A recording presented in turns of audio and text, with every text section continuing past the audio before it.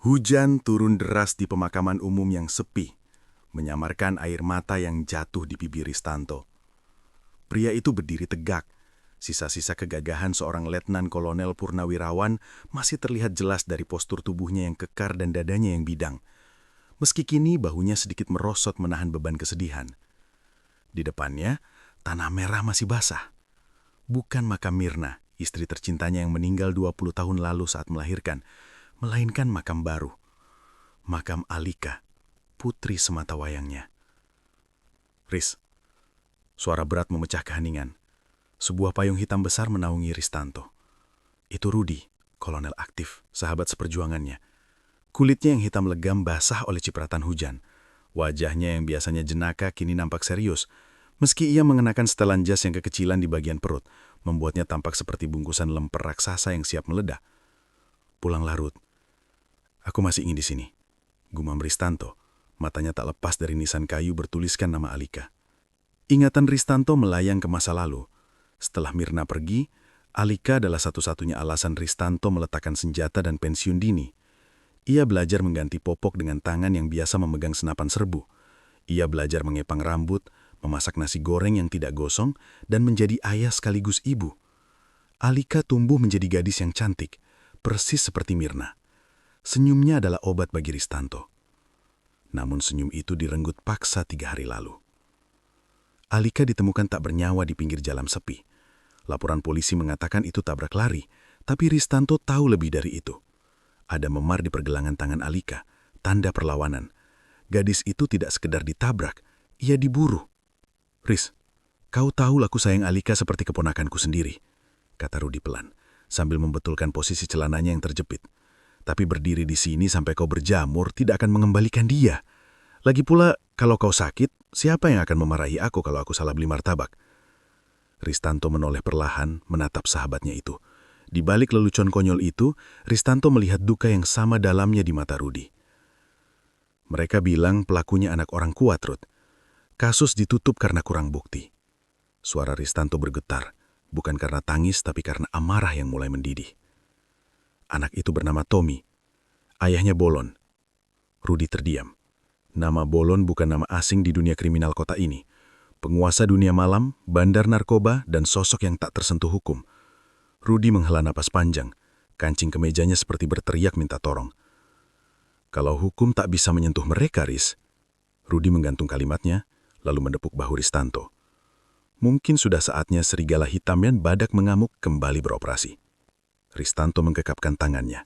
Di bawah guyuran hujan, sumpah itu terucap dalam hati. Bukan sebagai tentara, tapi sebagai seorang ayah. Jejak sang arogan. Dunia Ristanto menjadi abu-abu. Rumah yang dulunya hangat oleh tawa Alika, kini sunyi senyap. Di ruang tengah, foto Mirna yang sedang hamil bersanding dengan foto wisuda Alika. 2 wanita yang paling dicintainya, kini hanya tinggal kenangan. Ristanto menghabiskan hari-harinya membersihkan senjata lamanya, sebuah pistol Beretta yang sudah lama tertidur di dalam kotak besi. Tiba-tiba, pintu depan digedor. Rudi masuk dengan napas terengah-engah, membawa sebungkus besar sate kambing. Riz, gawat, aku hampir mati. Ristanto menatap datar. Ditembak musuh? Bukan, dikejar anjing tetangga sebelah. Celanaku sobek nih. Rudi memamerkan robekan kecil di celana taktisnya, memperlihatkan celana dalam bermotif bebek kuning. Ristanto hampir tersenyum, tapi ia menahannya. Kehadiran Rudi adalah satu-satunya hal yang menjaga kewarasannya saat ini. Makan dulu, kau butuh tenaga untuk rencana gila kita, kata Rudi sambil membuka bungkusan sate. Sambil mengunyah, Rudi meletakkan sebuah map di meja. Ini data intelijen, ya sebut saja intelijen jalur belakang. Aku sogok informan dengan 2 kardus rokok. Ristanto membuka map itu. Foto-foto Tommy bertebaran. Wajahnya tampan tapi memancarkan aura arogansi yang kental. Tommy sering terlihat di klub malam eksklusif milik ayahnya, The Golden Cage.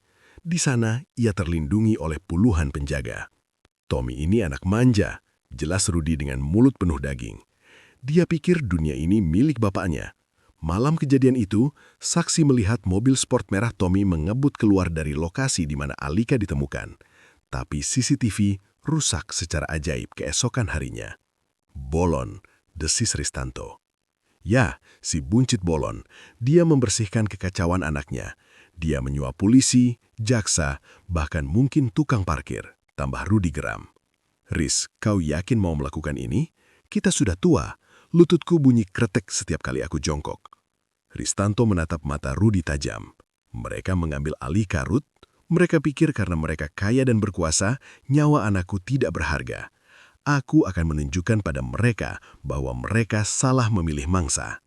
Rudi mengangguk, lalu mengambil tusuk sate terakhir. Baiklah, Letkol, tapi ingat, aku bagian strategi dan logistik. Jangan suruh aku lari maraton. Dan satu lagi, kita butuh nama kode yang keren. Diam dan habiskan satemu, potong Ristanto dingin. Namun ia bersyukur. Rudi siap bersamanya. Masuk ke dalam api. Persiapan para veteran. Garasi rumah Ristanto disulap menjadi markas operasi. Peta besar gedung The Golden Cage tertempel di dinding. Ristanto mengenakan kaos singlet yang memperlihatkan otot-otot lengannya yang masih kencang meski berumur, sedang melatih pukulan pada samsak tinju. Setiap pukulan terdengar seperti letusan kecil. Bam! Bam! Di setiap hantaman, ia membayangkan wajah Tommy. Rudi duduk di kursi lipat yang tampak menderita menahan berat badannya, sedang membersihkan senapan laras panjang. Riz, menurut denah ini, ventilasi udara di toilet terlalu kecil. Aku tidak akan muat. Kau saja yang lewat sana. Aku lewat pintu depan, menyamar jadi, penari perut. Ristanto menghentikan pukulannya dan menyekah keringat. Kita masuk lewat jalur logistik. Jam 2 pagi, saat truk minuman datang. Kau lumpuhkan penjaga gerbang, aku masuk ke ruang VIP di lantai 3. Lumpuhkan penjaga? Dengan apa? Pesonaku. Rudi terkekeh, lalu mengangkat sebuah alat kejut listrik. Tenang, aku bawa mainan baru. Namanya si peniup mimpi. Sekali setrum, tidur sampai lebaran kuda. Malam itu, mereka melakukan gladi resik. Ristanto bergerak dengan efisiensi mematikan, sunyi dan cepat. Insting militernya tak pernah tumpul. Sebaliknya, Rudi bergerak dengan kehebohan tersendiri. Saat mencoba memanjat pagar belakang rumah Ristanto untuk latihan, Rudi tersangkut. "Riz, tolong, sabuku nyangkut di paku," teriak Rudi tertahan. Ristanto hanya menggelengkan kepala, melepaskan sahabatnya itu. "Bagaimana kau bisa jadi kolonel, Ruth?" "Karisma, Riz, karisma dan kemampuan administrasi yang luar biasa," jawab Rudi sambil mengusap pinggangnya. "Dan karena aku satu-satunya yang bisa membuat komandan tertawa saat rapat anggaran." Suasana mendadak hening ketika Ristanto mengambil sebuah liontin dari meja. Itu milik Alika, yang tertinggal di lokasi kejadian. Liontin berbentuk hati dengan foto Ristanto dan Mirna di dalamnya. "Aku janji, nak, besok malam keadilan akan ditegakkan," bisik Ristanto. Rudi mendekat, wajah jenakanya hilang. Ia menepuk bahu Ristanto. "Untuk Alika dan untuk Mirna, ayo kita buat kekacauan." Mereka bukan lagi dua purnawirawan tua. Malam itu, di bawah sorot lampu garasi, aura prajurit tempur kembali menyelimuti mereka. Serigala tua itu siap berburu. Masuk ke sarang singa. Malam menyelimuti kota, dan The Golden Cage berdenyut dengan musik dentuman bas yang memekakan telinga. Di gang belakang yang gelap, sebuah truk box berhenti. Dua sosok keluar dari bayangan. Ristanto mengenakan jaket kulit hitam dan topi, sementara Rudi mengenakan jaket parka yang sedikit terlalu ketat, membuatnya tampak seperti beruang madu yang tersesat. "Ingat rencananya," bisik Ristanto. "Masuk, pukul, cari Tommy, keluar. Jangan lupa napas," balas Rudi. Mereka mendekati pintu belakang. Dua penjaga berbadan besar berjaga sambil merokok. Ristanto memberi koda tangan. Rudi mengangguk, lalu berjalan santai ke arah penjaga sambil berpura-pura mabuk. "Woi mas, ada yang jual nasi uduk gak di dalam?" tanya Rudi dengan suara melantur. "Pergi sana Pak Tua, ini bukan warung," bentak salah satu penjaga. Saat penjaga itu lengah, Ristanto bergerak secepat kilat dari bayangan, memukul titik saraf di leher penjaga pertama. Penjaga itu ambruk tanpa suara. Penjaga kedua terkejut, tapi sebelum ia sempat berteriak, Rudi sudah menempelkan alat kejut listriknya ke pinggang orang itu. Bzzz. Tidur yang nyenyak sayang, bisik Rudi saat penjaga itu kejang sebentar lalu pingsan. Lihat Riz, aku masih lincah kan? Mereka masuk ke dalam. Lorong gudang dipenuhi kotak minuman keras ilegal. Mereka harus naik ke lantai 3, tempat kantor Bolon dan ruang VIP Tommy berada. Di tangga darurat, mereka berpapasan dengan 3 anggota geng. Perkelahian tak terelakkan. Ristanto bertarung dengan teknik militer yang brutal dan efisien. Patah tulang, bantingan, dan kuncian mematikan. Sementara itu, Rudi menggunakan lingkungan sekitarnya. Ia melempar tong sampah, menyemprotkan pemadam api ringan APAR ke wajah musuh, lalu memukul kepala mereka dengan tabung APAR itu. Maaf, aduh itu pasti sakit. Permisi, seru Rudi setiap kali memukul jatuh musuh. Gayanya kacau tapi efektif. Di lantai 2, alarm berbunyi. Keberadaan mereka ketahuan. Rencana B, Ruth, teriak Ristanto. Apa itu rencana B? Rudi panik. Hajar semuanya.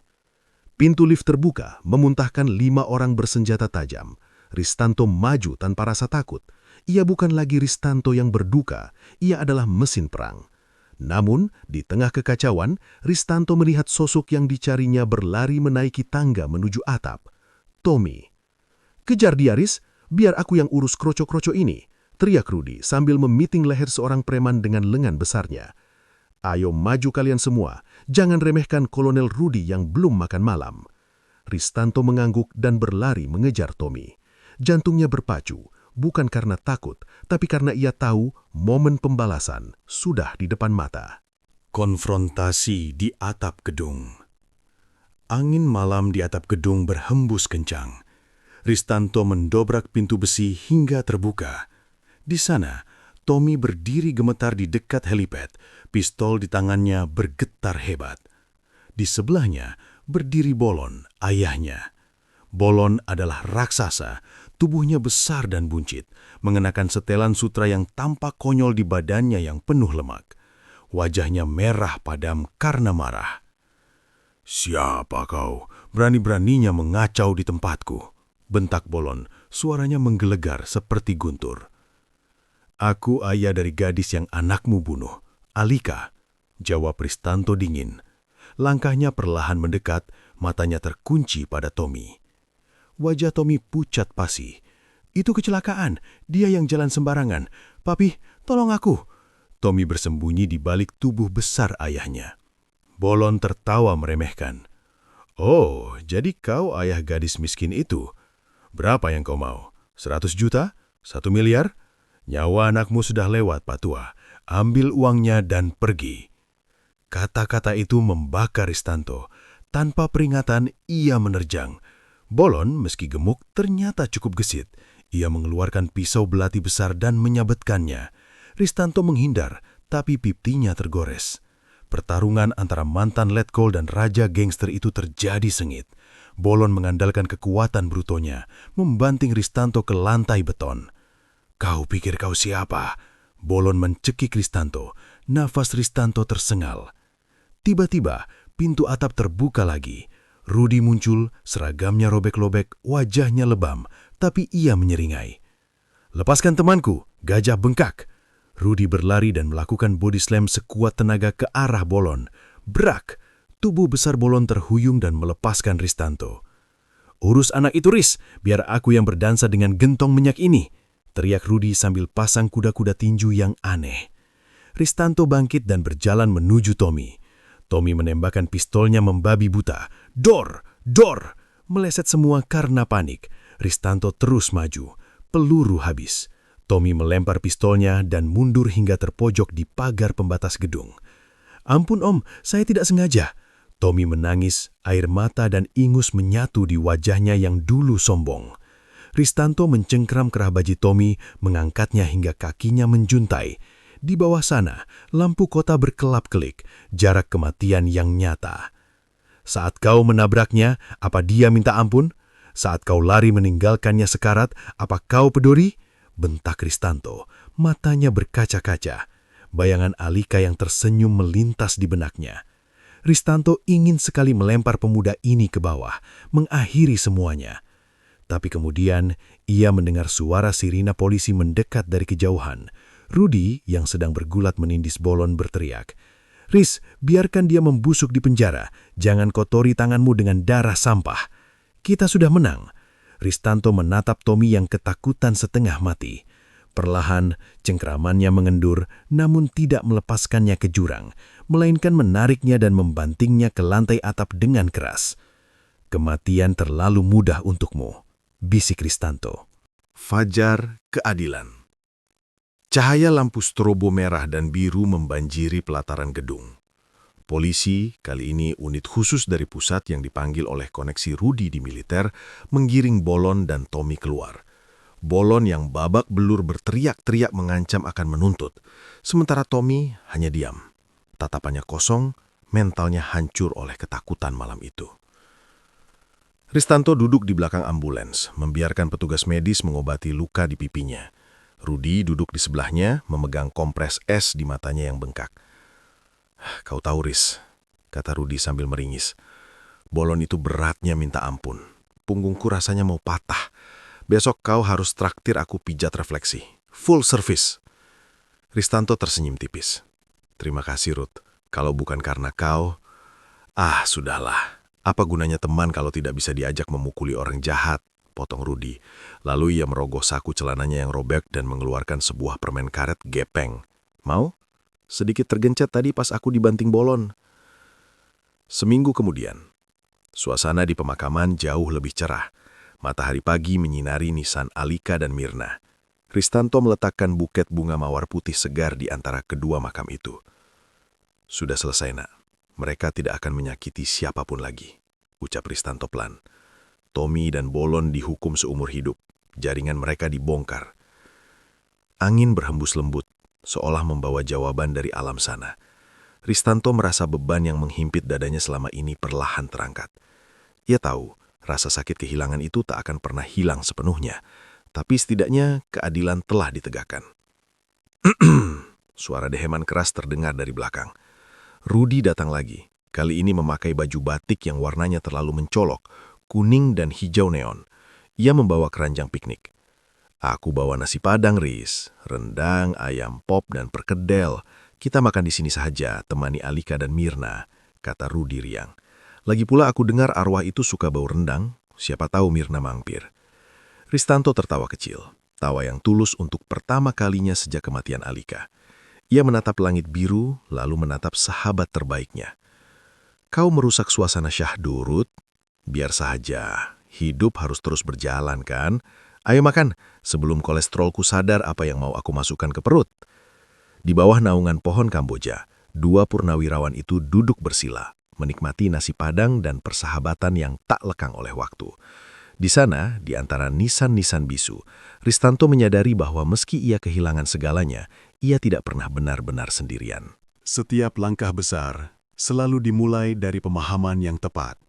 Tetap bersama Ulfa Production, wadah bagi mereka yang ingin bertumbuh dan belajar lebih baik. Kami, Ulfa Production, berharap kita menemukan wawasan baru yang mungkin akan mengubah cara pandang Anda selamanya. Jangan lupa like, share, komen, dan subscribe untuk update kisah-kisah inspiratif lainnya.